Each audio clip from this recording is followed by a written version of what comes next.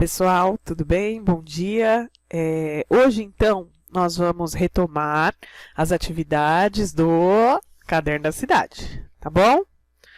Eu vejo que muita gente está respondendo lá no arquivo, porque talvez ache mais prático, então não tem problema nenhum. Mas se você tiver a sua apostila em casa, faz na apostila, tira a foto e me manda, tá? Porque aí também já conta como atividade quando a gente voltar, né? Se voltarmos esse ano ainda, mas conta como atividade feita, tá bom? Então vamos lá.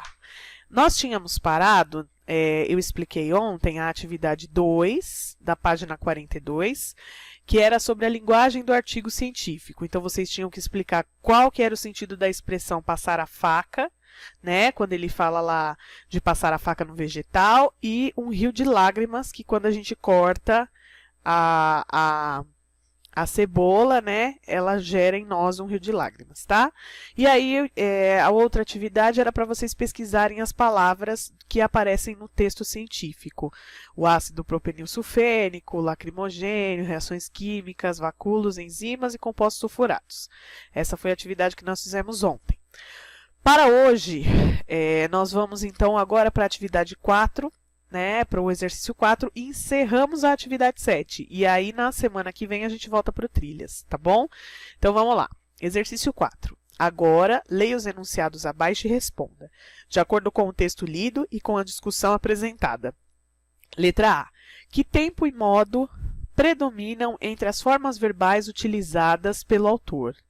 O tempo é presente, passado ou futuro? Né? Então, aquele texto do artigo científico que a gente leu, a maioria dos verbos estão em que tempo? E o modo é se ele está no indicativo, no imperativo ou no subjuntivo. Eu não expliquei essa questão dos modos para vocês, mas a gente encaixa sempre aqueles tempos do artigo científico no tempo agora, e o modo é o indicativo, tá? Porque ele indica que a ação está sendo realizada. Então, é passado, presente ou futuro. E o modo é o indicativo, tá bom? Na questão B, que variedade linguística foi empregada? A variedade linguística empregada é a padrão, ou seja, aquela mais formal, né? Aquela que que é utilizada mais em textos mais sérios, ou é aquela informal? Que tipo de variedade a gente tem aí nesse texto?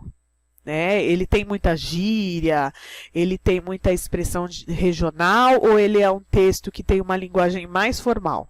Tá? Então, que tipo de variedade linguística foi empregada? Formal ou informal? Tá? Na C.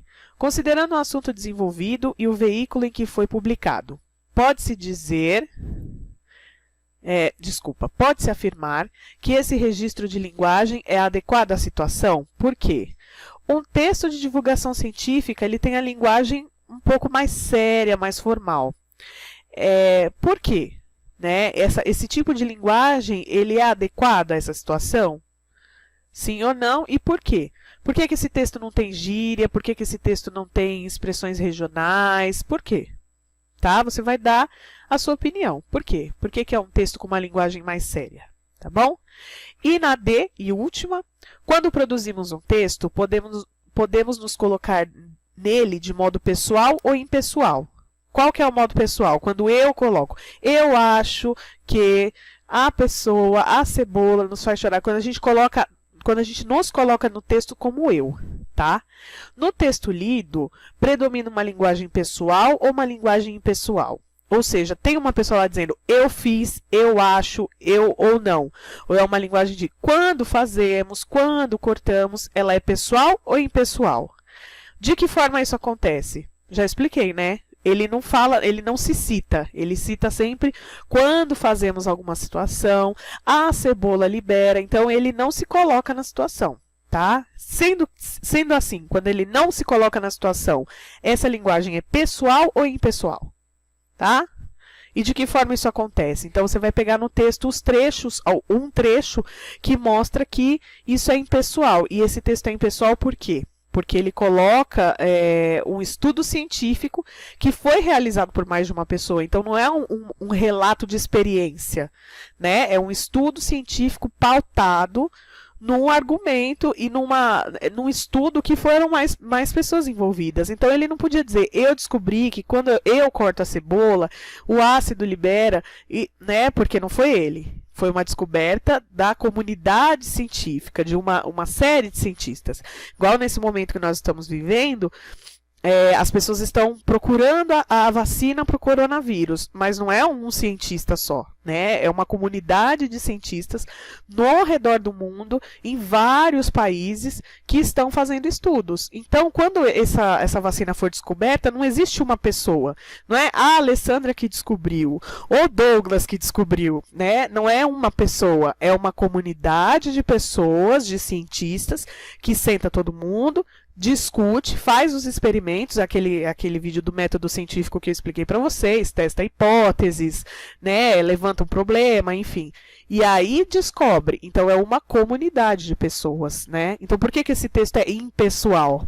Porque ele trata de um descobrimento científico, né, que não é uma experiência pessoal. É diferente de você ler um conto em que a pessoa fala, eu vivi, igual quando a gente leu A Orelha de Van Gogh. É uma crônica, é outro tipo de texto. E no texto da Orelha de Van Gogh, o que a gente viu lá? O menino que era filho do dono do armazém, ele contou a experiência dele. Ele não disse que todo mundo tinha um pai que tem um armazém. Ele disse a minha experiência. Então, por isso ele se colocava no texto. Nesse caso, então, a linguagem impessoal. Por quê? De que forma isso acontece? Porque ele não coloca nem o momento eu. Ele coloca quando fazemos, né? Ou ele envolve todo mundo, né, nessa experiência, ou ele fala do legume, né? A cebola nos faz chorar porque ela libera um ácido, tá bom?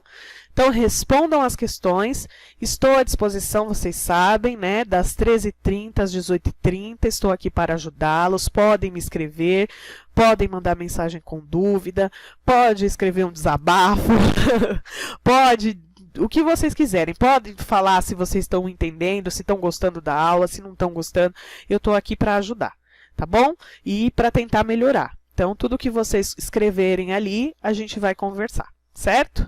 É isso. Então, hoje vocês, só recapitulando, vocês vão fazer apenas o exercício 4 e as questões, vocês vão responder a questão A, B, C e D.